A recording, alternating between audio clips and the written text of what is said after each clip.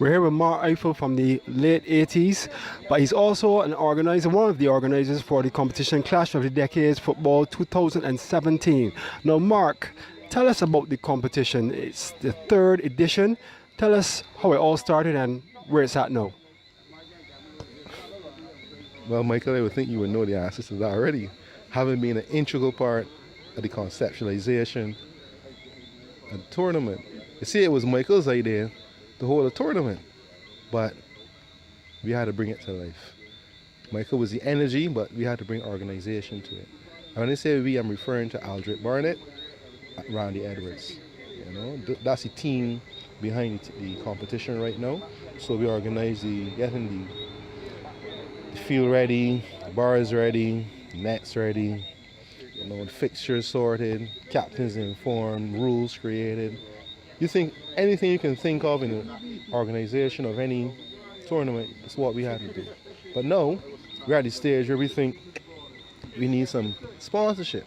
So we're hoping that these videos can go viral and sponsors can see the value they can get out of sponsoring the Harrison College Clash of the Decades 2018 football competition. As a matter of fact, we also want to hold a memorial competition, memorial being in memory of Clary Lane, who recently passed away. He was a beloved headmaster at Harrison College. He was my headmaster as well, much of the late 80s headmaster. So we really want to put on something like that around the independence time, that a nice soccerama. That's something we would love to do. If not this year, hopefully next year, but we're aiming for this year.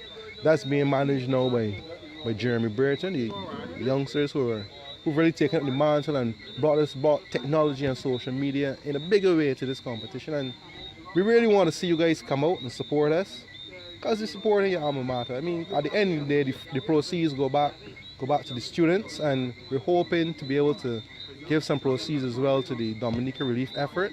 So that's the kind of vibe that we're trying to keep, a good family spirit, you know, coming together at this period of time every year, and you remember old times, you remember good times, you see faces you haven't seen for a long time, and you have a good time, you have good fun. You know, even though I was in the bars and Michael, I don't know what he was doing. These guys maybe can't see 4 goals. But I'm not a goalkeeper, so that's my defense, right? Okay, Marc, okay. Now, the competition is 3 years old. What's the plan for the future? How do you and the organizers plan to improve the competition? How do you see it in the future? What's your plan, the bigger picture? Well, that's a good question, Michael. And we don't want to take it as far as we can take it. We have a nice little blueprint relative to the bragging rights competition that goes on in Barbados right now, which is based on the schools playing against each other. Same kind of concept, but this is just within Harrison College, the Clash of the Decade. So if we can get a couple more years, at least the present team, that would be good. That would bring the numbers now to 6. We play a little longer. But if we can get enough sponsorship, we would love to get some lights, some security, insurance, the whole shebang, and have the bleachers out and people coming down. We're doing the camera in the crowd and really liven it up and really create a nice vibe, as I said before. So at the end of the day, it's about having a good time, playing some football, drinking some Banks beer, and seeing good friends. Good. About the actual competition, the football, tell us about it. Is it fun? What's your favorite team? Talk about the actual football, the games that are being played. Well, in all honesty, the competition is pretty stiff. You may have differences in age, experience, ability, but each team seems to really commit to that victory or seeking that victory at least. So you get really good football. It's fast-paced, it's exciting, sometimes it's a little rough. It can be a little heartbreaking. Like I said, we conceded 4 goals, I can get over that one. But if you ask me who's my favorite team, I know such a stupid question that is. Who do you think is my favorite team? Who do you think is my favorite team, Big Man Red Shirts? Give your unbiased opinion. How can it be unbiased? Okay, so I take it that you favor the late 80s. I understand what you're saying. Right. Okay, good. As the organizers, at the end of the tournament, you have to decide on an MVP. Can you give us a little sneak peek on who that might be this year? Who are the players that have shined so far? Can you mention any?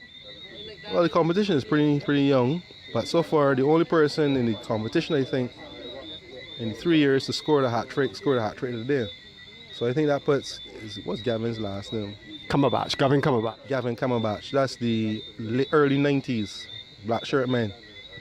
So for me, he's out front. You know, the guys they really put on a good display. They played against a team of short men and they really let their advantage tell, which is what you're supposed to do. So kudos to Gavin and yeah.